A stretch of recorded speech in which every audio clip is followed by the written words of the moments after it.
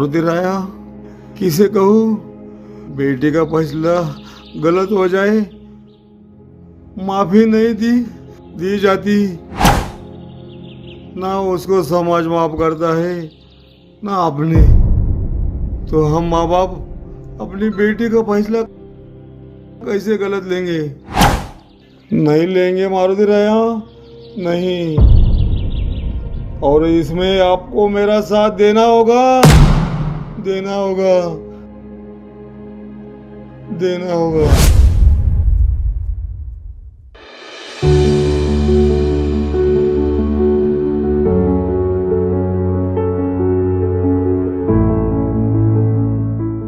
मैं अपने आगे की पढ़ाई शहर के बड़े कॉलेज में करूंगी, वही हॉस्टल में रहूंगी। क्या हॉस्टल? क्यों, अपने यहाँ अच्छी कॉलेज नहीं है क्या जो तू वहाँ हॉस्टल में जाके पढ़ना चाहती है?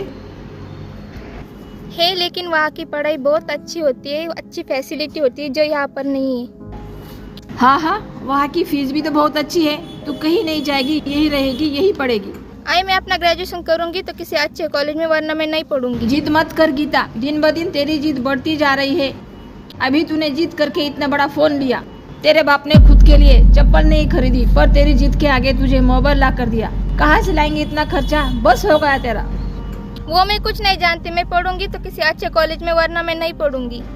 कितनी जिद्दी है ये लड़की, जरा भी नहीं सुनती। सुन गीता, क्या बातें हो रही थी माँ बेटी में? आ गए आप। सुन लो अपनी बेटी की नई जिद। शहर के हॉस्टल में रहना चाहती है, वही कॉलेज में पढ़ना चाहती है। तो क्या दिक्कत है फिर? पढ़ने दो ना। पढ़ने दो ना, हॉस्टल में रहना चाहती है वो। कहाँ से लाएंगे इतना खर्चा? तुम खर्चे की चिंता मत करो, वो सब मैं देख लूंगा। वो होनहार है, पढ़ाई में अच्छी है, वो पढ़ना चाहती है, हम पढ़ाएंगे। वो तुम चिंता मत करो, मैं सब देख लूंगा। आई बाबा मान गए, हम जल्द ही मिलेंगे। मेरी सुनता कौन है इस घर में?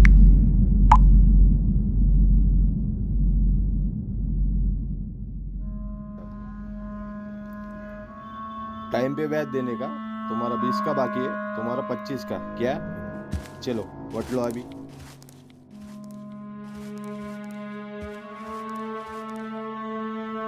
उसका आ जाएगा। राम राम साहिब। राम राम। राम राम। कर्जे के लिए बोला था साहिब मैं। राम राम। अभी तो आपने खेतीबाड़ी के लिए कर्जा लिया था, अभी और कर्जा चाहिए आपको? माना कि हम किसान भाइयों के लिए ब्याज ना के बराबर कर्जा देते हैं, तो आप किसी भी बात के लिए कर्जा लोगे? पाटिल साहब, अगर बेटी के पढ़ाई के अलावा और कोई बात होती तो मैं कर्जा कभी नहीं लेता। लड़का होता तो बात समझ में आती रामराव, पर तुम बेटी के पढ़ाई के लिए कर्जा ले रहे हो।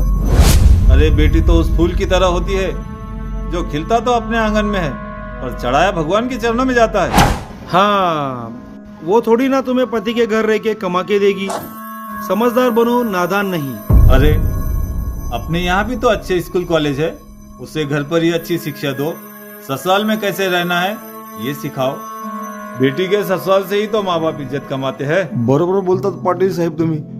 लड़की जब पैदा होती ना तो वो जैसे जैसे बड़ी होती है तो उसे ससुराल में रहने की शिक्षा दी जाती है।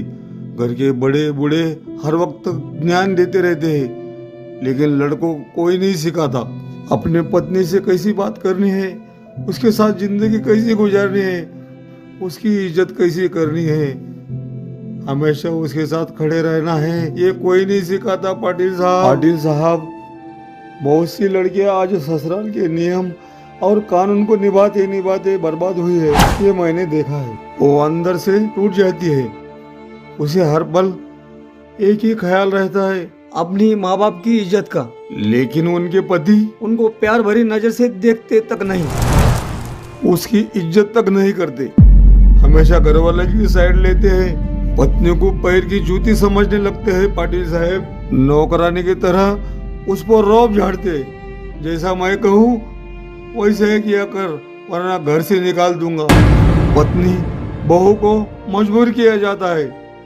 साहेब, जो बेटियां पढ़ती नहीं या फिर पढ़ाया नहीं जाती तो उनके नसीब में यही मजबूरियां होती है। ये समाज में मैंने देखा है, लेकिन मैं अपनी बेटी के नसीब में ऐसी कोई मजबूरी नहीं आने दूंगा, इसलिए कर्जा ले रहा हूँ साहेब।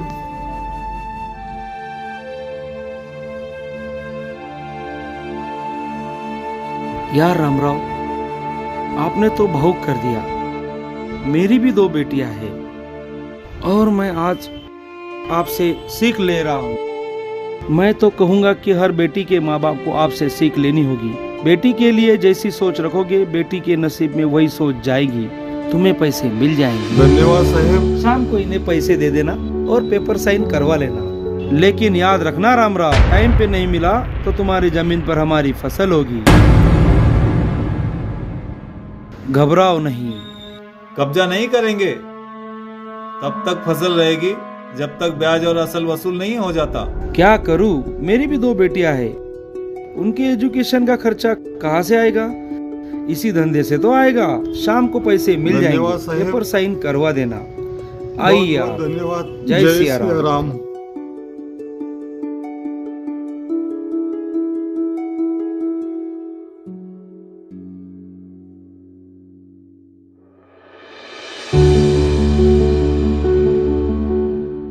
वहाँ अच्छे से पढ़ना, किसी गलत संगत में मत पढ़ना। हाँ गीता, आई, मैं अच्छे से मन लगा कर पढ़ूंगी और अपने प्यारे आई बाबा को मिस करूंगी। मेरी प्यारी गीता। चलो, हो गई क्या तैयारी? बाबा आप सिर्फ बस स्टॉप तक ही आना मुझे छोड़ने, आगे मैं खुद चली अरे जाऊंगी। ऐसे कैसे तू चले जाएंगी? मैं आऊंगा ना तेरे साथ छोड़ने के लिए। आई बघ ना, बाबा को समझाओ ना। आशी काय करतेस? पापा छोड़ने आएंगे ना तुझे। तुझे पता है ना आई, लास्ट टाइम जब बाबा मेरे कॉलेज आए थे तब उनके रवैये की वजह से मेरे सारे दोस्त मुझ पर अब तक हंसते हैं। ठीक है बेटी, बस स्टैंड तक तो आने दे।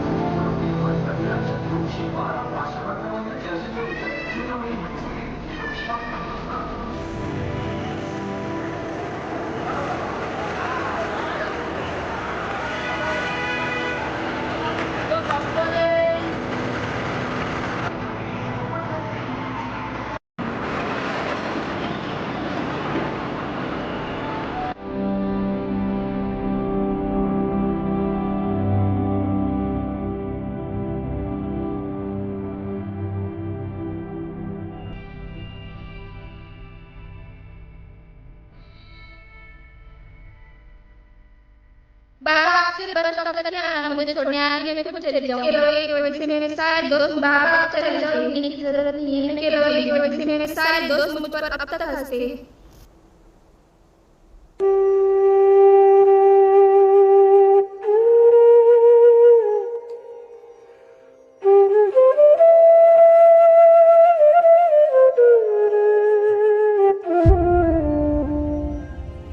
मारुति राया, किसे कहूँ?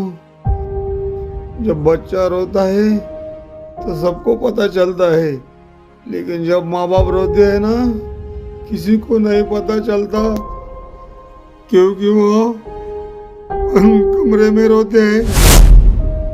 माँ बाप अपने बच्चों को पढ़ाकर काबिल बनाते हैं। उन बच्चों के लिए माँ बाप भी काबिल नहीं रहते। वो भूल जाते हैं कि वो उम्र से नहीं, फिकर से बूढ़े हो जाते हैं। पर जैसे जैसे उम्र गुजरती है ना, तो एहसास होने लगता है।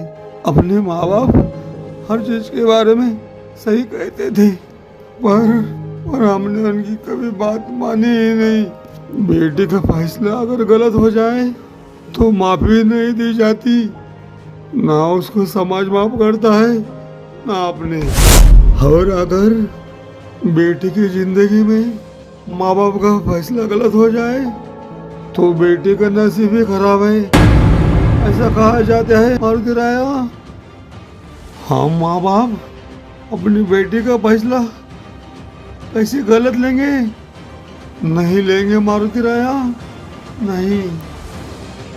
मैं इसे पढ़ाऊंगा, खूब पढ़ाऊंगा, काबिल बनाऊंगा, चाहे खुद को गिरवी क्यों ना रखना पड़े, भले मैं ऐसे ही रहूं, मगर मेरी बच्ची पढ़ाऊंगा, मैं पढ़ाऊंगा। आपको मेरा साथ देना होगा, देना होगा, देना होगा, देना ही होगा, देना ही होगा।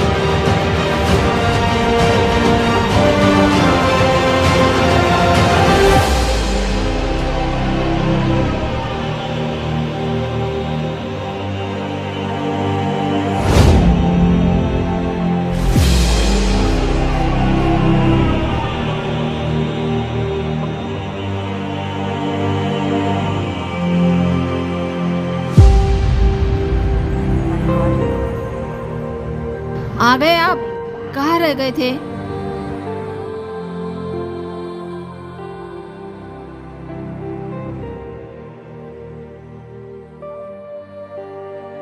क्या हुआ? गीता बेटी से बात हुई? पहुंच गई क्या ठीक से वो?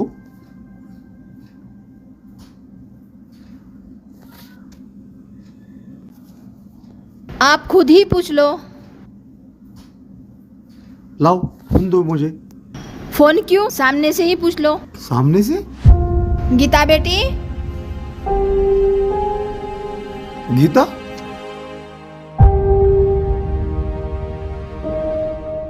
मैं कहीं नहीं जाऊंगी, आप लोगों को छोड़ के यही रहूंगी। मत रहो।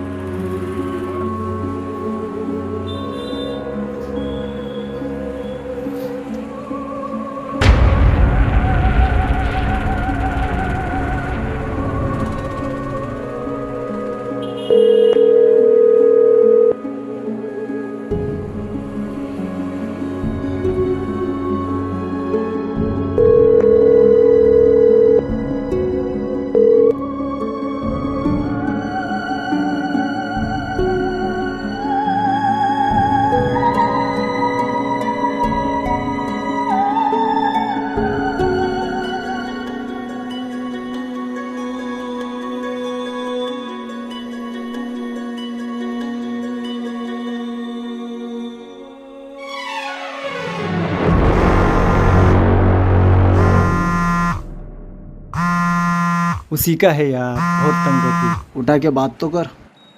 हेलो, हाय जानू, कहो ना। कब से फोन कर रही हूँ, फोन क्यों नहीं उठाया? अरे यार वॉशरूम में। वो छोड़ो बेबी, तुम कब आ रही हो? सुबह से फोन कर रही हूँ लेकिन तुम्हें फोन देखने की फुर्सत नहीं। खैर छोड़ो, मैं नहीं आ रही हूँ, यही बताना था। क्यों, क्या हुआ? मेरे घर के हालात ठीक नहीं, मेरे बाबा इतना खर्चा नहीं उठा सकते। अरे यार, इसका मतलब तुम नहीं आ रही हो? आऊंगी ना, अगर तुम मेरे पढ़ाई का पूरा खर्चा उठाते हैं तो। अरे मैं कैसे उठा सकता हूँ? मेरे पिताजी मेरा खर्चा उठा नहीं पा रहे, यहाँ चाचू संभाल रहे मुझे। मैंने तो बस यूं ही कहा था, टेंशन मत लो। मैं किसी पर बोझ नहीं बनना चाहती हूँ, आना हुआ तो जरूर मिलूंगी। अरे यार, तितली हाथ से निकल गई।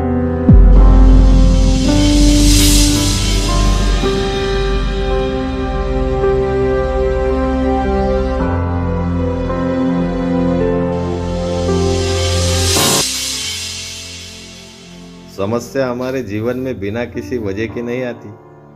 उनका आना एक इशारा है कि हमें अपने जीवन में कुछ बदलना है, क्योंकि बीता हुआ कल तुम्हारे दिमाग में है और आने वाला कल तुम्हारे हाथ में है। बस इतनी सी बात हम बच्चों को समझनी होगी अपने माता पिता के प्रति, क्योंकि बेटी अपने बाप की वह ताकत होती है जो बिना कहे हर दर्द और मुश्किल को बांट लेती है।